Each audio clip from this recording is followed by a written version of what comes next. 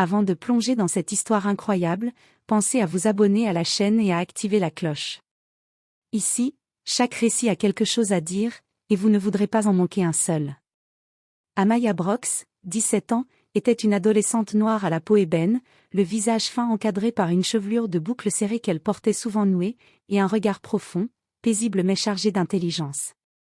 Elle avait cette aura étrange qui imposait le silence autour d'elle sans effort, comme si son calme était une forme de résistance silencieuse face au tumulte du monde. Depuis l'enfance, elle avait appris une vérité brutale: être noire, pauvre et orpheline, c'était exister aux marges du regard des autres. On ne lui avait jamais offert le luxe d'être simplement une enfant. Elle avait vu trop tôt la violence des ruptures, la mort de ses parents dans un accident de voiture, les mains froides des services sociaux, les foyers temporaires où elle partageait sa chambre avec d'autres enfants perdus, les regards de pitié mêlés de crainte.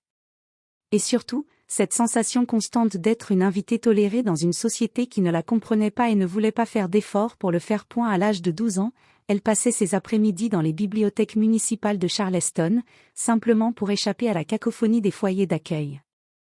Elle y trouvait refuge entre les étagères poussiéreuses, apprenant par elle-même ce que l'école n'enseignait pas, les stratégies antiques de guerre, la philosophie orientale, la psychologie humaine, l'économie.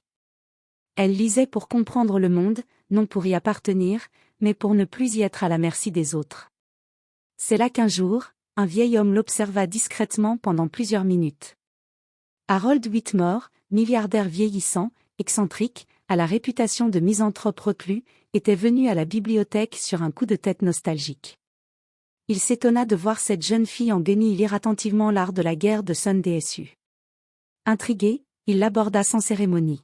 « Tu comprends ce que tu lis ? » ?»« Oui. »« Mieux que ce qu'on me donne à manger, » avait-elle répondu, sans lever les yeux. Il éclata d'un rire franc, un peu rouillé par les années. Ce fut le début d'un échange ininterrompu de plus de 3 heures.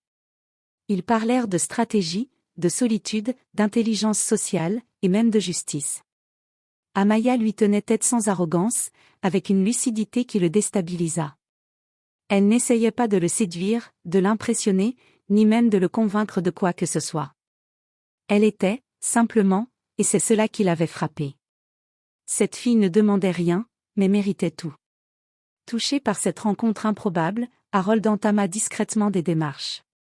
Après avoir enquêté sur sa situation, il fit appel à ses avocats, avec l'accord d'un juge, obtint sa garde légale. Ce geste fit scandale dans certains cercles de la ville, où l'on chuchotait à propos de ce vieux blanc excentrique qui adoptait une gamine noire sans famille. Mais Harold n'avait jamais été du genre à se soucier des commérages. Il installa Amaya dans une aile du manoir Whitmore, une bâtisse majestueuse de style néoclassique, entourée de jardins géométriques, de fontaines murmurantes et d'une bibliothèque privée contenant plus de 10 000 ouvrages rares. Ce manoir, situé à l'écart de la ville, devint le théâtre de la seconde vie d'Amaya. Là, tout changea. Chaque matin, elle recevait une éducation sur mesure, mathématiques avancées, histoire des civilisations, rhétorique, langues anciennes, gestion d'entreprise, éthique des affaires. Harold lui consacrait du temps comme un maître formerait un héritier. Il ne la traitait pas comme une enfant à sauver, mais comme un esprit à affûter. Il lui apprit à jouer aux échecs, à lire les contrats, à déceler les manipulations derrière les sourires. Il ne l'appelait jamais « ma fille », et elle ne l'appelait jamais « grand-père », mais entre eux, une complicité étrange s'était tissée, faite de silences riches, de regards complices et de longues conversations au coin du feu. Il lui enseigna surtout une leçon. Dans ce monde, on ne te donnera jamais ta place. Alors sois celle qu'on ne peut pas ignorer. Durant ces 5 années, Amaya grandit en force et en grâce. Elle apprit l'élégance discrète, non pas celle des parures, mais celle de l'attitude, de l'intelligence tranquille, de la patience. Elle comprit que le pouvoir véritable n'est jamais bruyant. Il est sûr de lui, même en silence. Mais lorsqu'Harold mourut subitement à 82 ans d'un arrêt cardiaque dans son sommeil, c'est comme si le manoir lui-même avait retenu son souffle. Et soudain, tous ceux qui l'avaient ignoré jusque-là, la parenté Whitmore, les anciens associés, les journalistes mondains, se rappelèrent de cette fille noire, étrange, silencieuse, qui vivait dans l'aile du manoir. Ils ne savaient rien d'elle, mais ils savaient ce qu'elle représentait maintenant, une menace. Le vaste salon du manoir Whitmore, aux murs recouverts de boiseries sculptées et de portraits ancestraux, semblait résonner du poids des générations. Le mobilier ancien, fauteuil Louis XVI, tapis persan, chandelier en cristal ajoutait à l'ambiance un parfum figé de prestige désuet et de froideur calculée. Mais ce jour-là, il était rempli d'un tout autre parfum, l'avidité. Depuis les premières heures du matin, les membres les plus opportunistes de la famille Whitmore avaient investi les lieux. Certains ne s'étaient pas donné la peine de venir aux obsèques la veille, mais tous étaient là pour la lecture du testament. Leur attitude trahissait leur véritable intérêt, ils ne venaient pas pleurer un vieil oncle, mais réclamer leur part de son empire. Il y avait, au centre de cette mascarade mondaine, Samantha Whitmore. Elle portait un tailleur noir strict, trop luxueux pour être sincère, accompagné de lunettes de soleil oversized qu'elle n'avait pas retirées à l'intérieur. Ancienne animatrice de télévision reconvertie en influenceuse vieillissante, elle arborait un visage figé par la chirurgie esthétique et une expression de supériorité cruelle. Elle n'était pas là pour faire semblant, dans son esprit, tout ceci lui revenait de droit. S'il y a une justice dans ce monde, je pars d'ici avec les clés du domaine, avait-elle soufflé à sa cousine en entrant. À ses côtés, Robert Whitmore, son frère cadet, costume ajusté et regard d'acier, pianotait distraitement sur son téléphone dernier cri. Entrepreneur autoproclamé, il avait échoué dans 4 startups successives mais gardait la posture d'un magnate en devenir. Il avait toujours méprisé Harold, qu'il considérait comme un vieillard dépassé, mais aujourd'hui, il avait remis une montre Rolex et une cravate sombre, histoire de jouer le rôle du neveu affecté. Non loin de là, Cynthia Reynolds, la cousine par alliance, tirait sur sa cigarette électronique à la fenêtre. Mariée à un sénateur du Sud conservateur, elle se contentait de scruter les autres avec ce regard froid de celle qui croit que le pouvoir politique vaut plus que le sang. Sa présence n'avait rien d'émotionnel, elle était venue pour surveiller ce qui pourrait lui échapper. C'était une assemblée de prétendants silencieusement carnassiers, chacun imaginant déjà ce qu'il allait faire du manoir, de l'entreprise, des tableaux anciens. Ils se parlaient en sourires mesquins, échangeaient des banalités en attendant ce qu'ils croyaient être une simple formalité. Mais lorsque la porte s'ouvrit doucement et qu'Amaya entra, la température de la pièce sembla chuter d'1 degré. Vêtue d'une robe noire simple, sans bijoux ni talons, les cheveux soigneusement tirés en arrière en un chignon serré, elle contrastait violemment avec l'ostentation des autres. Elle tenait dans ses mains un petit carnet de cuir brun, usé, le genre qu'on trouve dans les librairies anciennes. Elle avançait lentement, sans gêne, sans empressement. Mais ce qui frappa le plus fut le silence pesant qui s'abattit à son entrée, rapidement rompu par des chuchotements mal dissimulés. Je ne comprends pas pourquoi elle est là. Elle n'est même pas de la famille. C'est la petite protégée de Harold, non? Une orpheline? Une domestique? Une erreur, si tu veux mon avis. Amaya les entendait. Elle les entendait tous. Mais son visage resta impassible. Ce n'était pas la première fois que des adultes blancs tentaient de la réduire à une absence de légitimité. Elle savait ce que signifiaient ces regards, incrédulité, hostilité, peur de perdre face à une intruse. Elle s'approcha calmement de la grande table au centre de la pièce et prit place à l'écart, sur une chaise légèrement décalée des autres. Personne ne l'invita à se rapprocher. Elle n'en eut pas besoin. Son regard ne portait ni la peur, ni la colère, ni même la tristesse. Juste une patience usée. Celle des gens qui ont trop attendu, trop encaissé, trop observé. Elle savait qu'elle n'avait pas besoin de crier, ni de se justifier, le temps allait parler pour elle. À 10 heures précises, comme s'il obéissait à une horloge invisible, la lourde porte en bois du salon s'ouvrit. Un silence instinctif se fit dans la pièce, comme si chacun sentait que le moment tant attendu, redouté, venait enfin de commencer. Maître Jonathan Griffin, le notaire de la famille depuis plus de 2 décennies, fit son entrée. Homme de stature moyenne mais de posture imposante, il portait un costume noir parfaitement taillé, une chemise grise impeccable et une cravate sobre. À son bras, une mallette de cuir noir, dont les fermoirs brillaient sous la lumière dorée du lustre en cristal. Il salua brièvement, sans sourire. Bonjour à tous. Sans attendre de réponse, il s'avança jusqu'à la cheminée éteinte, où il posa sa mallette sur une table basse, avec une lenteur calculée. Chaque geste semblait ritualisé, comme s'il honorait le poids solennel de ce qui allait être révélé. Il ouvrit la mallette, en sortit un épais document scellé, le posa devant lui, puis enfila ses lunettes avec gravité. Il laissa son regard glisser sur l'assemblée, des visages tendus, avides, déguisés sous des masques d'indignation polie. Amaya, silencieuse dans un fauteuil un peu en retrait, gardait les mains croisées sur ses genoux. Elle ne bougeait pas. Elle écoutait avec une attention absolue, sans cligner des yeux. Maître Griffin s'éclaircit la gorge. Sa voix, quand elle s'éleva, était posée, nette, et sans aucune émotion apparente. Je vais lire les dernières volontés de M. Harold Whitmore, rédigées et enregistrées en présence de 2 témoins et validées juridiquement selon les lois de l'État. Un frisson invisible parcourut la salle. Un silence tendu se referma sur le groupe, comme une cage. Griffin commença la lecture. Moi, Harold Benjamin Whitmore, étant saint d'esprit, rédige ce testament de ma propre main, dans le souci de transmettre mes biens selon ma conscience, et non selon les attentes. Il fit une pause. Les yeux de Samantha s'étaient déjà plissés de méfiance. À ma nièce, Samantha Whitmore, dont l'élégance est égale à son égoïsme, et qui m'a souvent demandé « Combien vaut le domaine ?» mais jamais « Comment allez-vous ?» je lègue. Il leva les yeux, lentement, presque avec un soupçon de plaisir contenu. Ma collection personnelle de miroirs. Qu'elle puisse continuer à admirer ce qu'elle chérit le plus, elle-même. Un souffle parcourut la pièce. Samantha resta figée, les lèvres entr'ouvertes.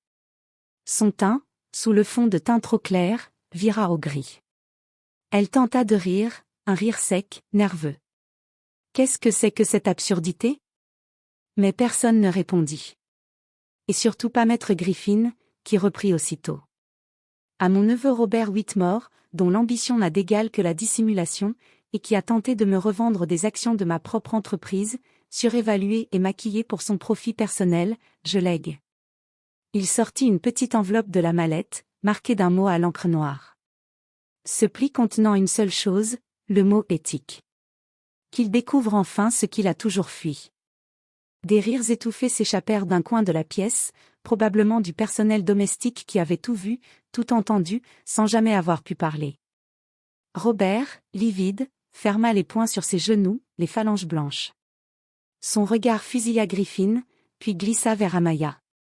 Il comprenait. Quelque chose d'inattendu se tramait. Puis, maître Griffin marqua une pause. Mais ce n'était pas un silence ordinaire. C'était un de ces silences qui semblent s'étirer dans l'air comme une corde comptant, jusqu'à ce qu'elle rompe. Il retira lentement ses lunettes, les posa sur le dossier du dossier relié en cuir, puis leva les yeux vers l'assemblée. Son regard se posa un instant sur chacun, Samantha, Robert, Cynthia, avant de s'arrêter enfin sur Amaya, toujours immobile, droite, les mains croisées sur ses genoux. Sa voix, lorsqu'elle s'éleva de nouveau, était plus lente, presque solennelle. Et à Amaya Brox. Un léger mouvement parcourut la pièce. Des têtes se tournèrent, des sourcils se froncèrent, des mâchoires se crispèrent. Qui n'a jamais levé la voix, mais dont chaque mot a compté, qui a partagé mes lectures, mes silences et mes doutes, qui m'a accompagné jusqu'à mon dernier souffle sans jamais attendre une récompense, sans jamais trahir sa nature ou réclamer sa place. Il marqua une nouvelle pause, puis sa voix s'abaissa, plus grave. Je lègue la totalité de ma fortune, incluant l'ensemble de mes actifs, par majoritaire dans Whitmore Industries, le manoir familial, ses œuvres d'art et collections privées, ainsi que mes propriétés à Paris, Rome, Séoul et Buenos Aires. Le dernier mot tomba dans la pièce comme une pierre dans un puits sans fond.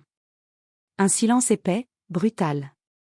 On aurait pu entendre une épingle tomber sur le tapis persan. Les visages figés étaient désormais des masques craquelés. Les coups tendus vers le notaire, ou vers Amaya, qui ne bougeait toujours pas. Elle fixait calmement un point abstrait au fond de la pièce, loin du tumulte humain. On aurait dit qu'elle s'était détachée de la scène, comme une actrice lassée du théâtre des vanités. Puis, l'explosion prévisible arriva. C'est une blague. Samantha s'était levée d'un bond, projetant sa chaise contre le parquet ciré. Sa voix, stridente, fendit l'air. Une fille sortie de nulle part ? Une orpheline noire ? C'est ça, l'héritière de l'Empire Whitmore ? Elle n'a aucun droit. Elle n'a même pas le nom. Sa voix tremblait de fureur, mais aussi, en vérité, de panique. Elle regardait autour d'elle, espérant que quelqu'un la soutienne, que le bon sens revienne, que ce cauchemar social prenne fin. Mais personne ne parlait. Même Robert avait baissé les yeux, blême. Cynthia se frottait les tempes, comme pour refouler une migraine soudaine. Griffin, lui, ne cligna même pas des yeux. Ce testament a été rédigé en toute lucidité, signé devant témoins, enregistré, notarié, et validé par les instances légales. Il est irrévocable. Il accentua le mot, comme un coup près. Il reflète la volonté pleine, entière et lucide de feu Monsieur Whitmore. Samantha tituba d'un pas, comme si la force de la loi venait de la gifler. C'est une trahison, une humiliation. Ce n'est pas ce que la famille aurait voulu. Maître Griffin releva lentement les yeux vers elle, froid et tranchant comme un scalpel. Peut-être parce que vous n'étiez pas sa famille. La phrase flotta dans l'air. Un murmure discret se répandit. Un soupir de soulagement vint même d'un majordome dans l'ombre du couloir. Et au milieu de tout cela, Amaya restait immobile. Pas un mot. Pas un sourire. Pas une larme. Ses yeux, sombres et vastes, fixaient un espace imaginaire, peut-être un souvenir, peut-être un visage disparu, mais certainement pas la pièce pleine d'hypocrisie et de colère autour d'elle. Son silence n'était pas de la soumission. C'était une victoire muette. La victoire de celle qu'on avait ignorée, méprisée, minimisée, et qui, sans élever la voix, venait de tout recevoir. Pas seulement l'argent, ni les propriétés. Mais la reconnaissance, la légitimité, le pouvoir. Et le plus déchirant pour ceux qui l'entouraient, c'est qu'elle n'en avait jamais eu besoin pour exister. Les jours qui suivirent la lecture du testament furent un véritable séisme médiatique. Les plus grands titres de presse, des tabloïds aux journaux économiques, s'en emparèrent avec avidité. La mystérieuse héritière noire d'un empire blanc. Amaya Brox, l'orpheline devient milliardaire. Le dernier coup de théâtre de Harold Whitmore, une fortune laissée à une inconnue. Silencieuse, invisible, jusqu'à ce que le monde soit obligé de la regarder.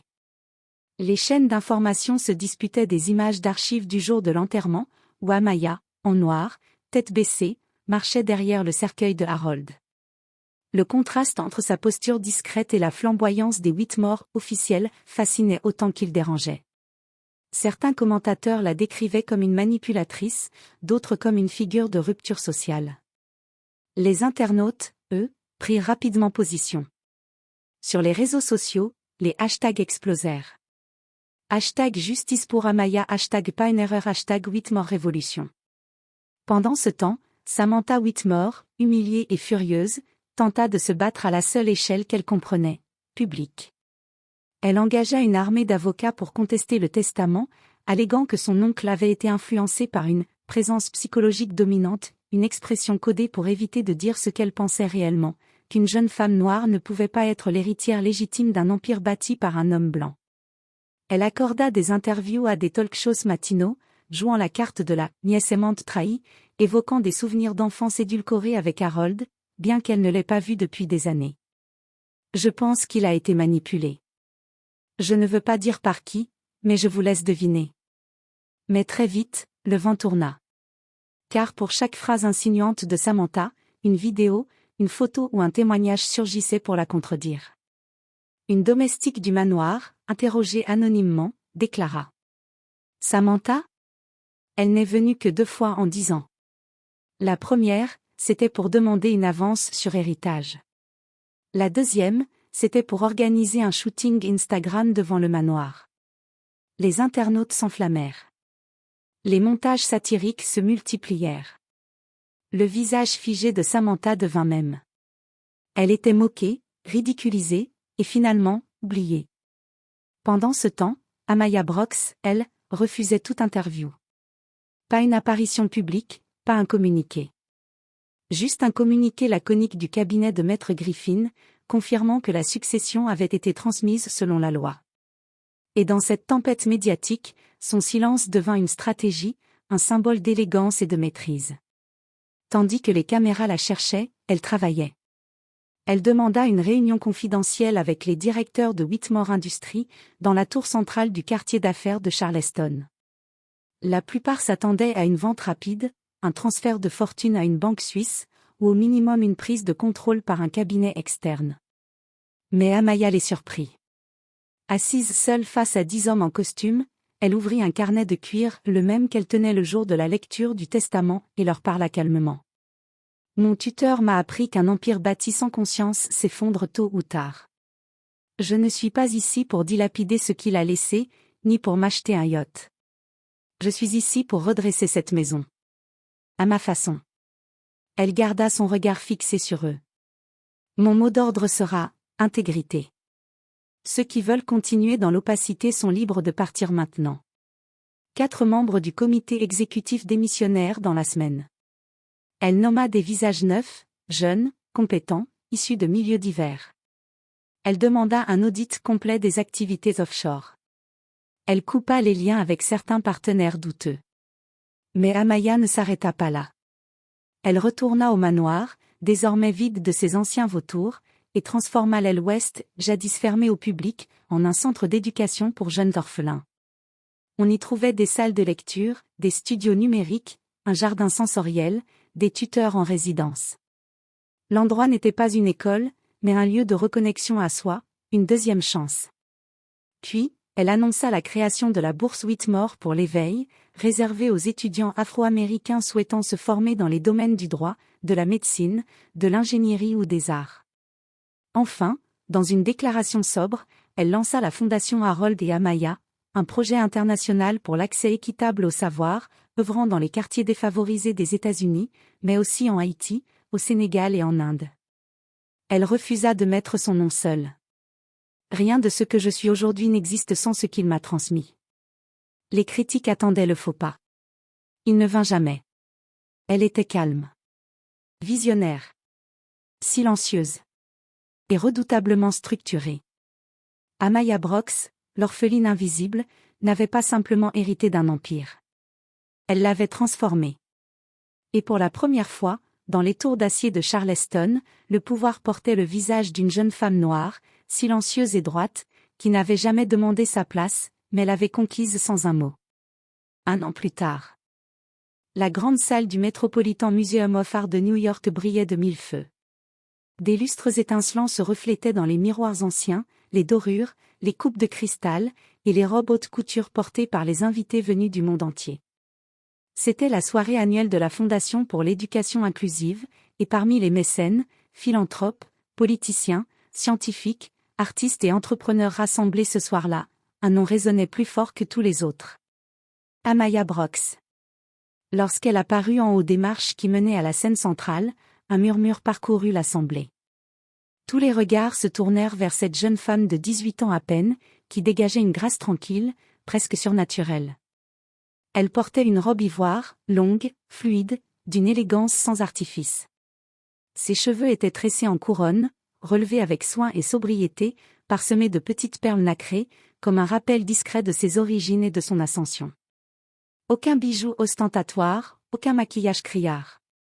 Son seul luxe, c'était sa présence. Quand elle atteignit la scène, les projecteurs s'ajustèrent sur elle. Les applaudissements, d'abord polis, devinrent plus nourris. Pas parce qu'elle avait cherché l'admiration, mais parce qu'elle l'imposait sans l'exiger. On lui remit un trophée de cristal, taillé en forme de livre ouvert. Un symbole choisi avec soin, prix d'honneur pour contribution exceptionnelle à l'éducation équitable et à la justice sociale. Elle remercia d'un hochement de tête, puis s'approcha du micro. Un instant, elle observa la foule, calme, impassible. Dans les premières rangées, des PDG, des célébrités, des membres du gouvernement. Mais Amaya ne regardait personne en particulier. Elle regardait au-delà. Et puis, elle parla.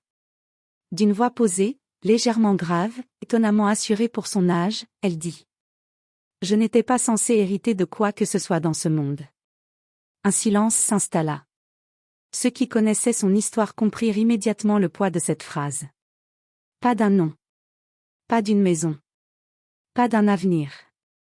Et pourtant, un homme m'a vu. Pas ma couleur. Pas mes cicatrices. Pas mon dossier. Juste moi. Certaines personnes dans la salle baissèrent les yeux, gênées, conscientes de leur propre aveuglement. À tous les enfants invisibles, à ceux que le monde ignore, classe, stigmatise ou efface, vous êtes précieux. Même si personne ne vous le dit. Même si vous devez attendre longtemps pour qu'on vous voie. Continuez à apprendre. Continuez à rêver. Continuez à vous construire. Parce qu'un jour, je vous le promets, le monde s'en rendra compte. Elle fit une pause, puis ajouta, presque en un murmure. Et ce jour-là, ce ne sera pas une revanche. Ce sera une renaissance. La salle entière se leva. Une ovation debout. Non pas pour une adolescente devenue milliardaire, mais pour une âme droite, une conscience, une voix qui parlait au nom des oubliés avec une force douce, mais inébranlable. Samantha, elle, n'était pas dans la salle. Après l'humiliation publique, les procès perdus, les dettes accumulées et les contrats médiatiques rompus, elle avait quitté les réseaux. On disait qu'elle vivait désormais dans une petite ville du Midwest, loin des projecteurs qu'elle avait encourtisés. Une silhouette passée, avalée par le vide qu'elle avait elle-même creusé.